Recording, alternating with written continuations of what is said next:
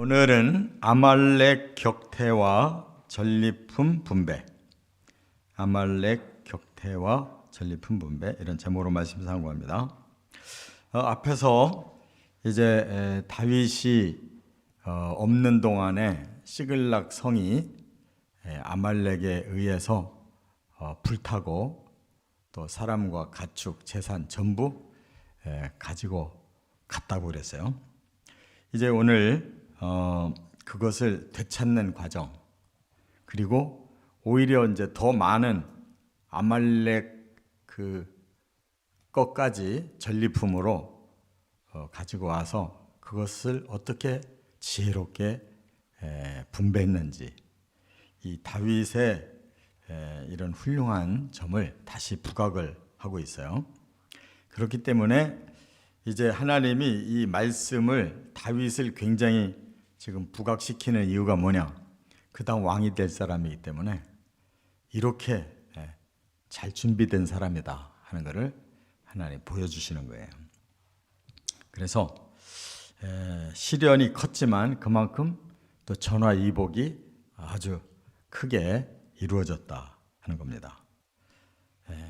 다윗이 그만큼의 훌륭한 인품도 가지고 있었기 때문에 많은 사람들에게 골고루 이렇게 훌륭한 모습을 보여줬어요.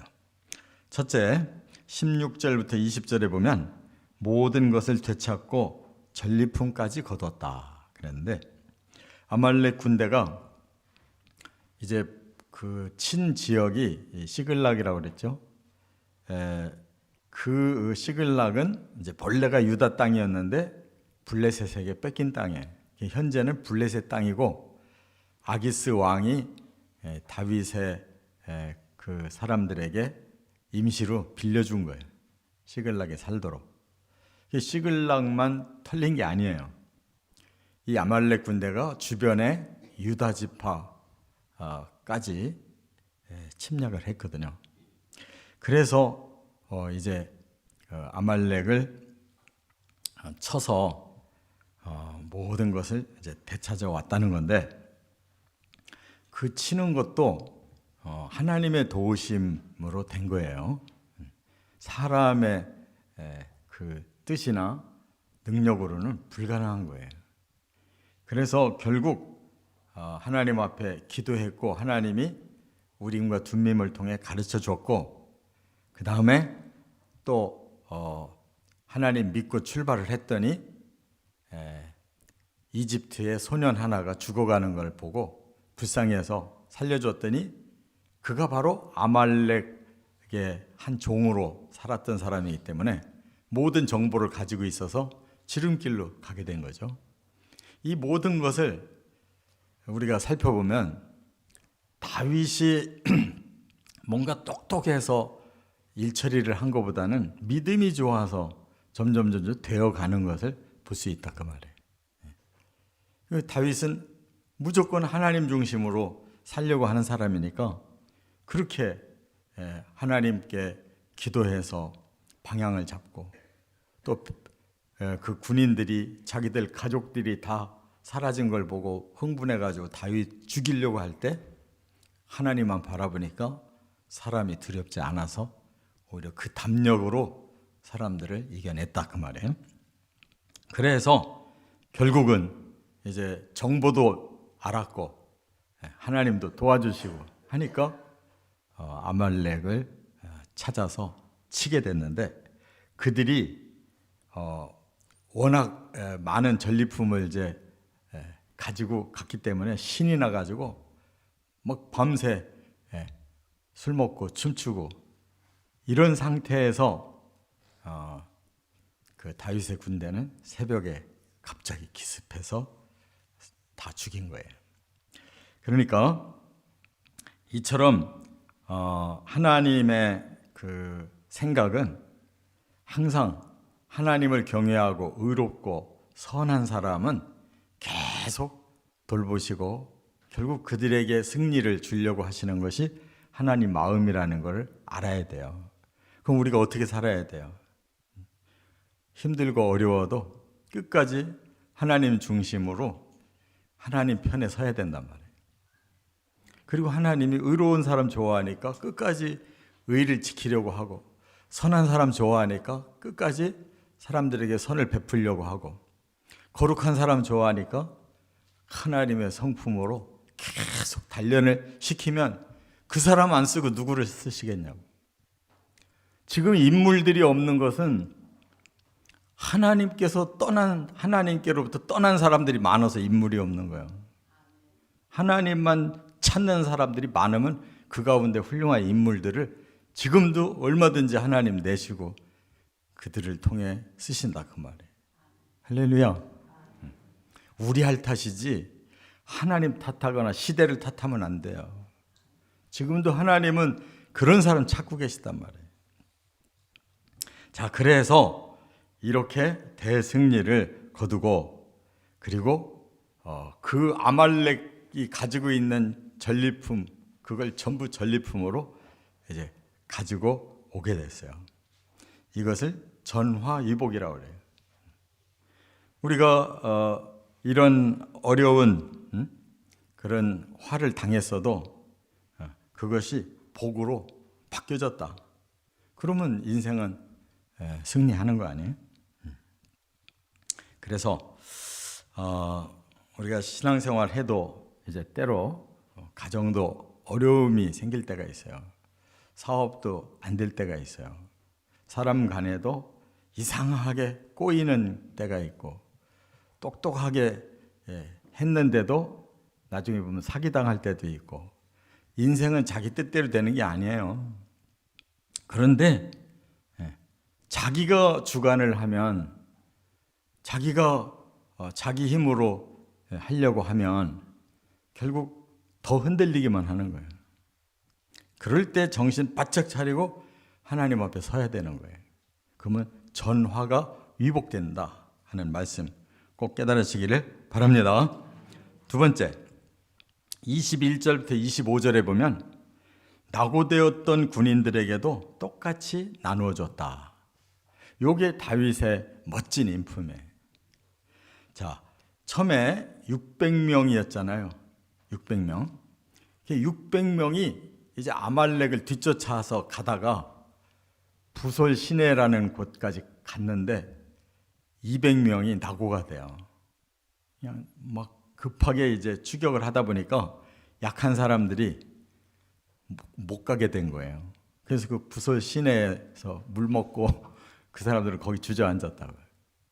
나머지 400명이 끝까지 간 거예요. 그러니까 좀 그렇잖아요. 아니 같이 가려면 똑같이 가야 되는데 못 갔을 때 이 사람들이 뭐 딴짓 하려고 못 간 게 아니고 몸이 약해가지고 못 따라간 거란 말이에요. 미안했을 거 아니에요. 또 400명은 그냥 함께 갔으면 좋은데 말이야. 왜 우리한테 이 짐이 더 지워지나 좀 불평이 생겼을 거 아니에요. 그런데도 어떻든 400명이 대승을 거두고 돌아오니까 이제 다시 부솔 시내로 지나가는 건데 그들이 나와서 막 기쁘게 환영을 한 거예요. 근데 이 400명 중에 오늘 본문에 보면 악하고 불량한 자들이 있었다는 거예요. 그러니까 어디서든지 조금 삐딱한 사람들 있잖아요. 그 사람들이 다윗이 전리품을 똑같이 주려고 하니까 반대하고 나선 거예요. 그 사람들 가족만 되찾아주고 나머지는 공로를 세운 우리가 받아야지 저 사람들이 뭘 했냐. 사실은 맞아요. 오늘날의 기준으로 보면 그렇게 해요. 그런데 다윗이 뭐라고 그랬어요? 오늘의 승리가 우리들이 한 승리가 아니지 않냐. 하나님이 도와주셔서 승리했지 우리가 아말렉을 정말 이길 힘이 있었냐. 그래서 이 전체는 나나 당신들의 능력이 아니고 하나님이 도우신 거니까 어차피 이 낙오된 사람이나 끝까지 가서 싸운 우리나 우리 힘이 아닌 전리품을 그들에게 나눠주는 게 당연하지 않냐. 이렇게 말했거든요.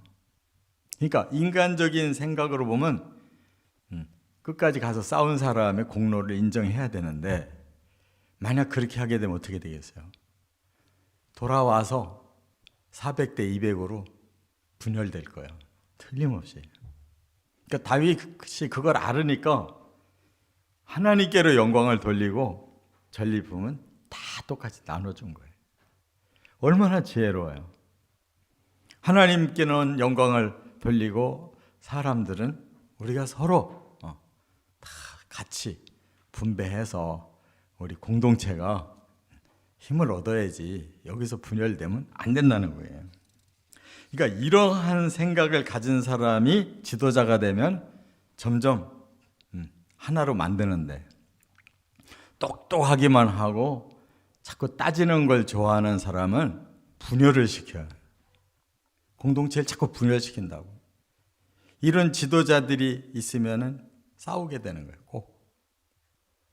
그러면 그 공동체가 약해지고 나중에 다 떠나요. 그런 지도자 밑에는 사람들이 꼬일 수가 없으니까 다 떠난다고.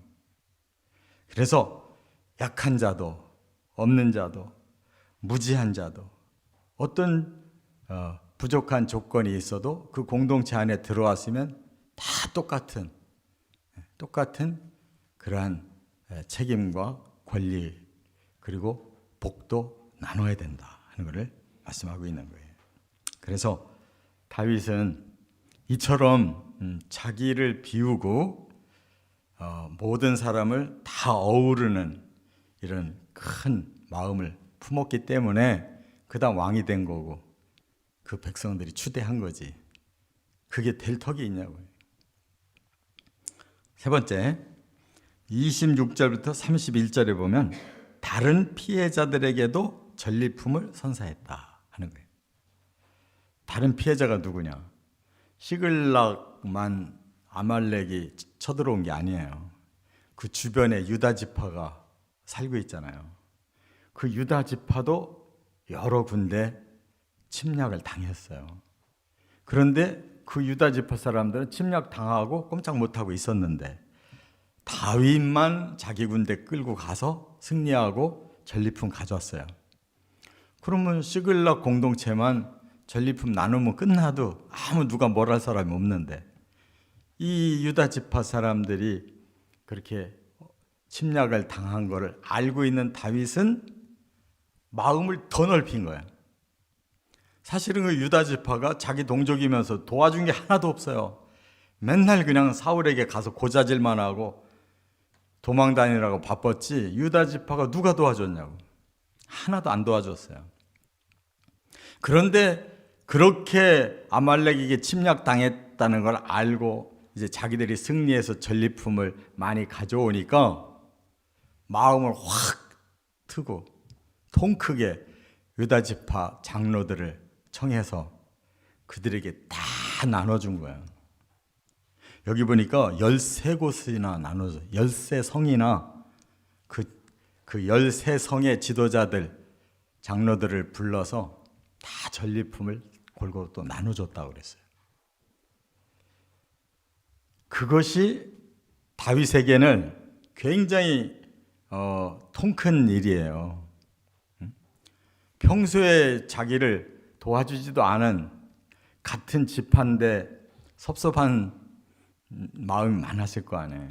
근데 이들도 피해를 당했다고 하니까 통 크게 자기 지금 백성과 똑같이 그들을 끌어안고 나눠줬단 말이에요. 그러니까 나중에 사울이 그 후에 바로 죽거든요. 이 길보아 전투에서 죽어요. 그러니까 유다 지파가 확 돌아서서 다윗을 옹위한 거야. 당신이 우리 왕이 돼 주십시오. 근데 본래 사울은 12지파의 왕이잖아요. 다윗은 바로 왕이 될 수가 없었어요. 왜냐하면 지금 사울의 집안이 주도권 갖고 있으니까 그와 또 그들 계통의 사람들이 있을 거 아니에요. 또 자식도 남아있는 자식도 있고 하니까. 그래서 그대로 사울의 그 자식이 왕이 되어 이어요. 그런데 유다 지파가 그냥 나서서 이렇게 다윗을 따로 세운 거예요. 왕으로. 그러니까 유다 지파의 왕으로 7년 반을 한 거예요. 7년 반 후에 이제 남은 지파들이 사울 집안이 영 형편없으니까 결국 다윗으로 다 돌아와서 7년 반 후에 전체 왕이 된 거예요. 근데 일단은 7년 반 동안은 유다 지파의 왕으로 바로 추대를 받은 것은 이렇게 통 크게 유다 지파를 껴안아 주니까 유다 지파로서는 다윗을 옹립하는 것이 자기들한테 더 유익하다는 생각을 하죠. 이건 뭐 꾀로 한 게 아니에요. 다윗은 도리로서 한 거지. 근데 결과는 유다 지파가 다윗을 끌어안는 바람에 나중에 힘을 모으니까 전 지파가 다 다윗 앞으로 오게 된 거죠. 그래서 도합 30년간 다윗이 이스라엘 전체를 그렇게 부흥시킨 거예요. 가장 하나님의 뜻에 가장 부합한 최고의 나라를 만들어 놓은 거예요. 이게 전성기예요. 그리고는 꺾어진 거예요. 다윗 한 사람밖에 없어요. 이와 같이 지금도 우리가 성경을 읽어보면 계속 아브라함 아니면 다윗 얘기하잖아요. 그 얘기 할 만한 거예요. 하나님의 뜻을 이어간 두 사람이 대표야. 아브라함에게 언약 주시고 다윗에게 메시아 언약을 시작해 하시고, 그래서 결국은 예수님은 아브라함과 다윗의 자손으로 오신 거란 말이에요. 그러니까 하나님도 모든 거 다 알고 계시고 쓸 사람 쓰고 버릴 사람 버리고 그들의 마음을 보고 판단하신다고.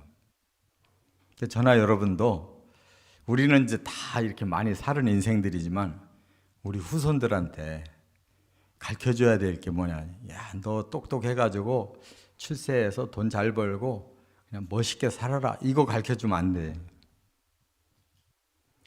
좋은 직업을 가지면 그 좋은 직업 가지고 그만큼 봉사하고 하나님을 섬기는 기회를 가지라고 좋은 직업 갖는 거지. 너 잘 먹고 잘 살다가 이 땅에 많은 거 누려라라고 가르쳐주면 안 된단 말이에요. 근데 애들이 그걸 바로 알아듣지를 못해. 봉사하라고 하니까 그걸 지 이익의 수단으로 그런 직업을 삼으니까 문제가 되는 거예요. 그건 눈물 뿌려 기도하고 회개해야 된다고 우리가. 잘 되면 뭐해? 하나님을 위해 잘 돼야지. 지들을 육의 삶을 위해 잘 되면 그게 하나님께 복 받을 일이냐고. 이걸 아는 부모가 어떻게 맨날 너희들은 잘하고 있다라고만 얘기하면 되겠냐고. 뭘 자랑할 게 있어. 요즘의 자식들이 뭘 자랑할 게 있냐고. 엉망이에요 다. 대 끊어진다고. 믿음의 대가 끊어지고 있다니까. 다윗과 같은 그런 하나님의 사람이 만들어져야 하나님이 그 대를 이어갈 거 아니야. 우리가 대를 어떻게 이어? 우리 자신의 인생도 언제까지 어떻게 살지 모르는데 하나님께 맡기고 계속 죽으라고 중보기도 해야 된단 말이에요. 사람은 억지로는 안 돼요. 하나님이 움직여줘야 되는데 우선 하나님을 움직이려면 우리 기도가 나가야 될 거 아니에요. 할렐루야. 원리를 제대로 똑바로 아시고 그렇게 살아야 된다는 거예요. 그렇게 사시길 주의 이름으로 축원합니다.